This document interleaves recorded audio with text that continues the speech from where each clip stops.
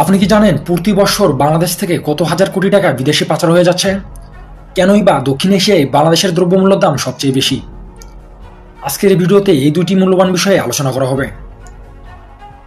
বাংলাদেশ থেকে গড়ে প্রতি বছর ৬৪,০০০ কোটি টাকা বিদেশে পাচার হয়ে যাচ্ছে। গ্লোবাল ফিনান্সিয়াল ইন্টিগ্রিটির সর্বশেষ প্রতিবেদনে এই তথ্য তুলে ধরা হয়েছে।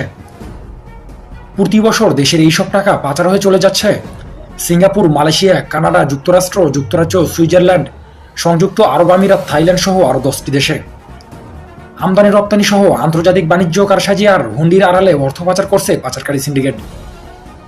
সংস্থাটির তথ্য অনুযায়ী ২০১৬ থেকে ২০২০ এই ৫ বছরে পাচারকারীরা ৩,২০,০০০ কোটি টাকা বিদেশে পাচার করেছে, যার মধ্যে শুধুমাত্র ২০১৫ সালেই এই এক বছরই দেশ থেকে পাচার হয়ে যায় প্রায় ৯৮,০০০ কোটি টাকা। পাচারকৃত টাকার পরিমাণ বিবেচনায় দক্ষিণ এশিয়ায় পাচারকারী দেশ হিসেবে বাংলাদেশের অবস্থান দ্বিতীয়তম। উন্নত দেশগুলোর সঙ্গে বাণিজ্যিক লেনদেনের ১৭.৫%ই কোনো না কোনোভাবে পাচার হচ্ছে বলে দাবি আন্তর্জাতিক এই সংস্থাটির। বিদেশে টাকা পাচার রোধ, পাচারকৃত অর্থ ফেরত আনতে আর পাচারকারীদের চিহ্নিত করে আইনের আওতায় আনতে একযোগে কাজ করছে রাষ্ট্রের ৮টি সংস্থা।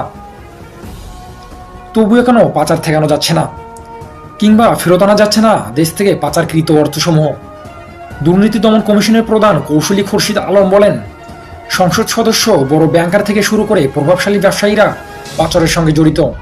তাদের ক্ষমতা এবং প্রভাবের কারণে এই অপরাধ বন্ধ করা যাচ্ছে না। তিনি আরও বলেন, কাগজে কলমে ব্যাংকিং খাত এবং আর্থিক প্রতিষ্ঠানের ওপর নজরদারি আছে, কিন্তু সেই নজরদারি যথেষ্টভাবে সক্ষমতার সঙ্গে কাজ করতে পারছে না।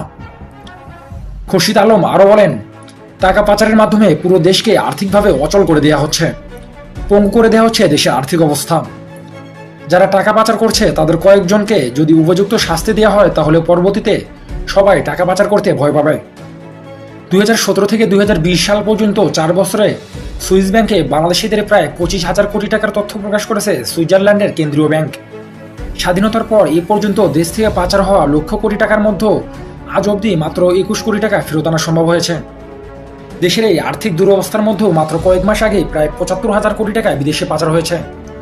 বাংলাদেশের পদ্মা সেতু তৈরি করতে ব্যয় হয়েছিল প্রায় ৩০,০০০ কোটি টাকা, কিন্তু বাংলাদেশ থেকে গড়ে প্রতি বছর ৬৪,০০০ কোটি টাকা বিদেশে পাচার হয়ে যাচ্ছে, যার মানে বাংলাদেশ প্রতি বছর ২টি করে পদ্মা সেতু নির্মাণ করতে সক্ষম।